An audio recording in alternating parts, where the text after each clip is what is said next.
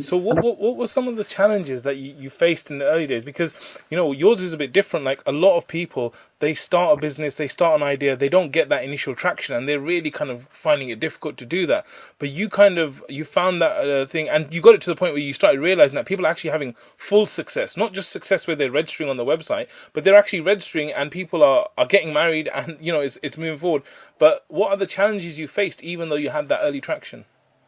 No, you know what? Maybe I'm glossing over a lot of the challenges. That it was challenging, massively challenging.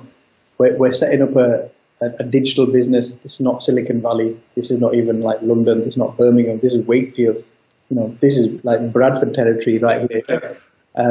So it's people don't understand what you're doing, and people at that time people didn't even know what the net was. Our community is a massively laggard community. Yeah. So we don't just join when everybody else has joined. We join when, and it's just that we're late to everything. You know what I mean? So I guess that traction didn't happen for a while, but the traction was going in the right direction, and that it was, you were onto something because of the quality of the traction that you had. And now it's about scale. Now it's not about kind of like doing it or setting it up or having that. The idea is right because the success is phenomenal. Now you just need to get scale on there. And there was a few people that didn't understand what it was all about.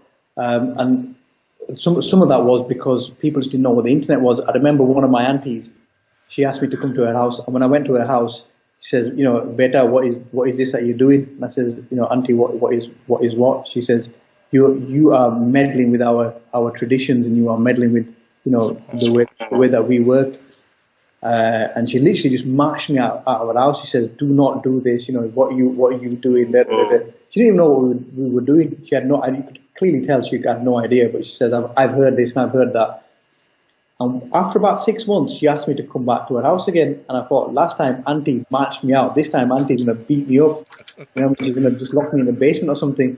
Anyway, I went to her house and she was like, "Beta, how are you? Have you had tea? Bring Adeem a cup of tea. Bring him some juice. Bring him some water. Bring him some biscuits. Cut him some fruit." And I'm like, whoa, proper VIP treatment. And she's like, "Okay, how old are you now? Are you at college? Are you at school?" I'm like, okay. Auntie's showing interest in me. Yeah. First time in my life, Auntie's like, I exist in her world, And she says, "Look, I need your help with something." I said, "Okay." She says, your brother, my cousin, she's a community auntie, says, your brother needs to get married, and we're desperate to get him married, and we can't get him married off anywhere because we can't find anybody suitable. And I heard about your website, and I'd like you to help me." And I thought, okay, wow, auntie's after something. That's why she's been so nice. And I spoke to her about it, and I said, and she was like, she says, "We need you to use that machine of yours to find him a wife." To make a wife. Use the machine to make a wife. Yeah, please. Can I use the machine as well? But because Uncle used to work at a factory, so Uncle goes to work, and there's machines in this factory. So she's like, "Can we use your machine?" And I was like, "Okay." But we got him registered, and he is nice guy, man. It was very, very simple, and not that. He's nice. He's nice and simple chap, and he didn't want for much, and he was ready. That's the key. The key is that you've got to be ready.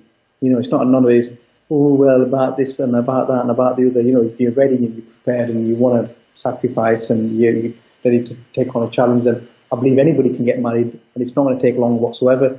So sure enough, we got him married. We got him married within a few months, and that kind of thing got me my mindset as well in terms of people don't know or don't want to know if something is good because it suits them not to.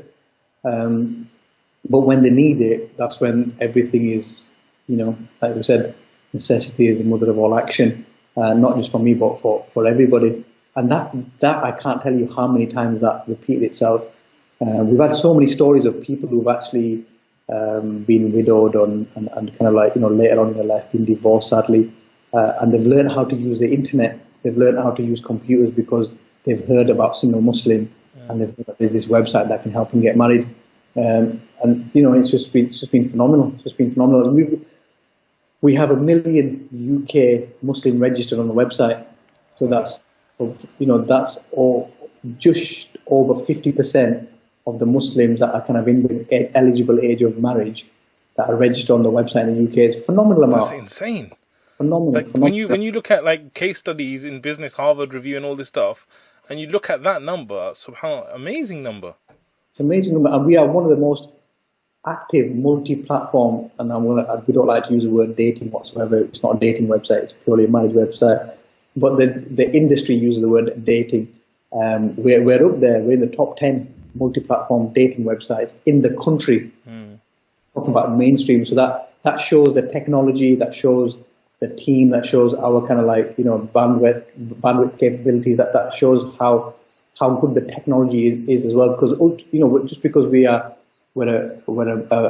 Muslim matrimonial app, but that doesn't mean that we're not a business, and we are a true technology business first, servicing Muslims.